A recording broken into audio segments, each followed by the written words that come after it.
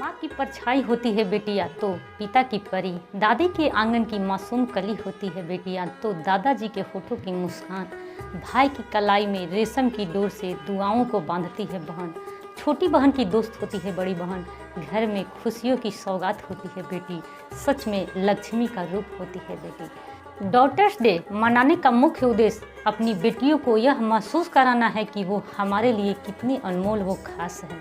उनके बिना परिवार संस्था का अस्तित्व नहीं है और घर आंगन सूना है।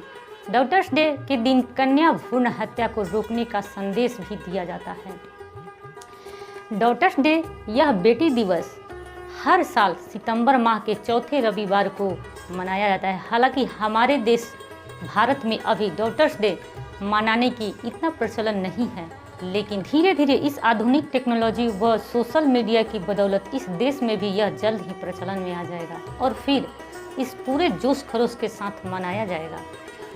लेकिन मैं उम्मीद करती हूँ कि लोग सिर्फ डॉटर्स डे को मनाकर भूल न जाएं या औपचारिकता पूरी न करें, बल्कि वाकई में बेटी को दिल से अपनाएं व उसका सम्मान करें।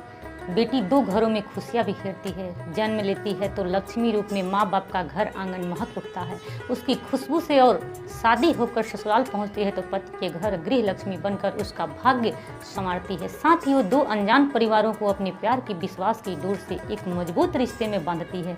महिलाओं के अंदर प्यार करने की, विश्वास करने की, नए रिश्ते अपनाने की, मातृत्व की, क्षमा त्याग करने की सहजता रूप में हमेशा रहती है, या यूँ कहें कि उनको यह ईश्वरीय वरदान होता है। इसलिए बेटियां एक ओर जहां माँ बाप के साथ हमेशा भावनात्मक रूप से जुड़ी रहती है, वहीं दूसरी ओर एक नए परिवार को भी पूरी तरह से अपना लेती है। इतनी खूबियों के बावजूद भी बेटियों को जन्म में कई परिवार आज भी खुशियाँ नहीं मनाते हैं। क्यों?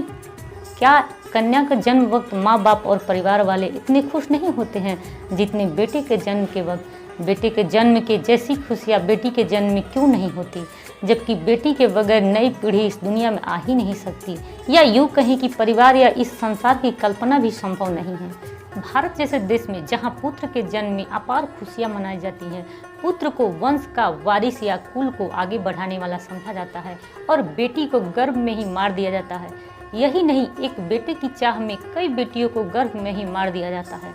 बेटियों को गर्भ में मार देने का काम सिर्फ अशिक्षित या गरीब तबका नहीं है, बल्कि पढ़े लिखे और शिक्षित समाज भी इस काम में सबसे आगे हैं, इस काम में शामिल हैं।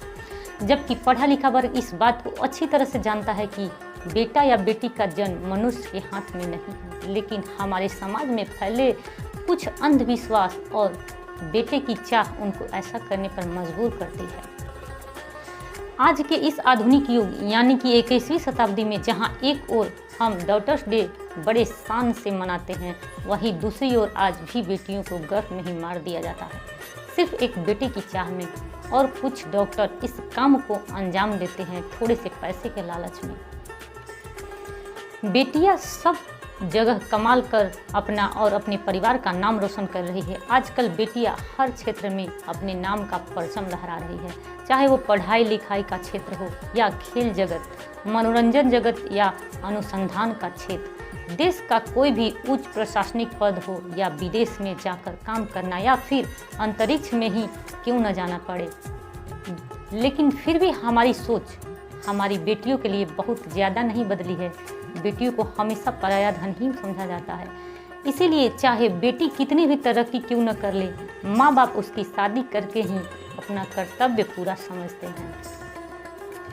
ऐसी घटनाएं आप हर रोज़ अखबार या टीवी के माध्यम से सुन सकते हैं जो रोंगटे खड़े कर देते हैं। दहेज रूपी दानव ने हर वर्ग में अपनी जड़ें फैला रखी है, चाहे वह गरीब तबका हो या समाज में सभ्य और शिक्षित माना जाना वाला वर्ग हो। दहेज हर वर्ग की समस्या है। कहीं माँ बाप तो लड़की के जन्म के समय से ही दहेज इकट्ठा करना शुरू कर देते हैं। दहेज रूपी दानव हर रोज न जाने कितनी ही बेटियों को निगल जाता है। दहेज के नाम पर या तो बेटी घर से निकाल दी जाती है, या उसकी हत्या कर दी जाती है, या फिर उसके साथ मारपीट की जाती है। आपने अक्सर देखा होगा, यह कहते हुए सुना होगा कि हमारी बेटियां बेटों से कम नहीं हैं। जब भी कोई लड़की अपनी मेहनत और अदम्य साहस से बलबूते पर कुछ भी कर दिखाती है तो देखने के लिए लोग का मुंह से अन्याय से निकल जाता है कि हमारी बेटी किसी बेटे से कम नहीं है। ऐसा क्यों कहा जाता है? क्या आपने भी कभी किसी को यह कहते हुए सुना है कि हमारा बेटा किसी बेटी से कम नहीं है? ऐसा क्यों नहीं होता कि बेटे को हमेशा ऊंचा यानी प्रथम स्थान और बेटी को हमेशा दूसरा स्थान दिया जाता है? कई लोग कहते हैं कि बेटा बेटी एक समान, लेकिन क्या वो वाकई में समानता रखते हैं? डॉटर डे मनाने से ही सब कुछ हासिल नहीं होगा। जब तक कि हम अपनी सोच न बदले, आज हमें वाकई में अपनी सोच बदलने की ज़रूरत है। बेटियों के बारे में जब तक हमारा समाज दोहरी मानसिकता रखेगा, बेटियों और महिलाओं को सिर्फ भोग की वस्तु समझा जाएगा तथा उसके साथ अत्याचार करने वाले को कठोर सजा का प्रावधान नहीं होगा, तो ये समाज उन्नति नहीं कर सकता। अपने देश में तो हर दिन डॉटर्स डे मनाने की ज़रूरत है।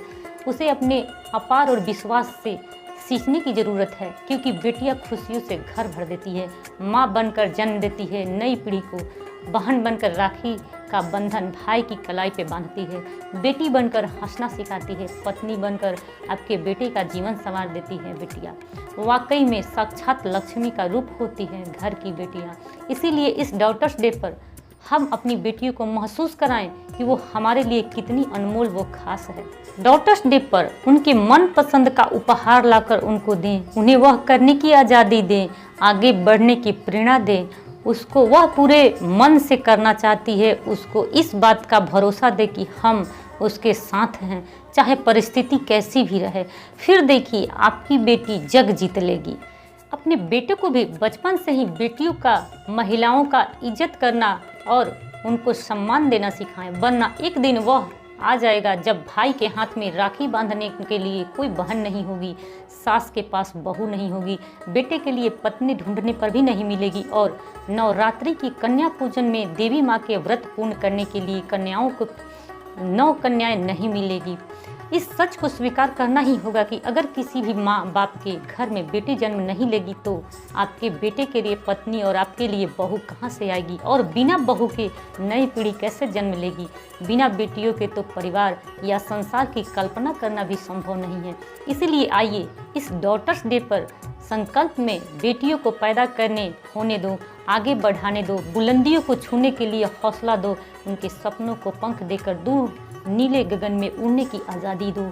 उसको भी इंसान समझो और जीने का हक दो, क्योंकि वह तो आपका परिवार पूर्ण करती है, घर में खुशियाँ बिखेरती है। दोस्तों इसीलिए कहते हैं कि करो कुछ रौक की दुनिया हो जाए शौक। अगर आप कुछ अच्छा सुन रहे हैं या देख रहे हैं तो माय चैनल इसके सरिता के साथ सुन रहे हैं।